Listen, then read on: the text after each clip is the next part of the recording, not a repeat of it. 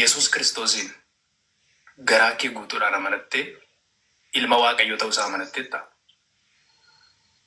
Dhibbarraa 99 yoo siin jedhe soba haa waraabbatan sagalee kana.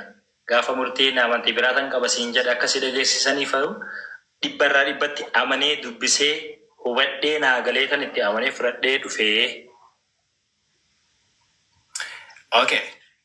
Akkasumas sababii cubbuu biyya lafaatiif du'ee dhiifamuu cubbuu kan argamsiise garaa kee guutuudhaan qalbii kee guutuudhaan amanatteetta? Dhibbaa dhibbatti amanee fudhadhee itti amanee. Thank you. Kanuma sirraa barbaade. Okay.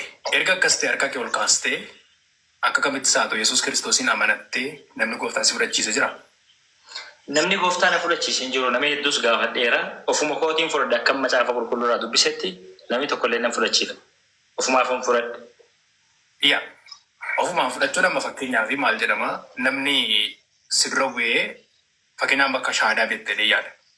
Saniif immoo deebiin sii qaba. Raajii Masaratii wajjin guyyaa haasofne irra bilbilaan. Bilbila isaa naa ergaa jedheen poosti godhee namni hedduu naa erganii dubbiseera.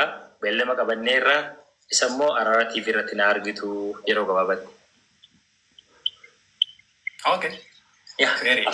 Asitti immoo yaaduu qabu yoo ta'e I'm ready. Asitti inni si qabsiisuun ta'u. Mirga guutuu qaba. Dhuguma murtii ati. Yesus Kiristoos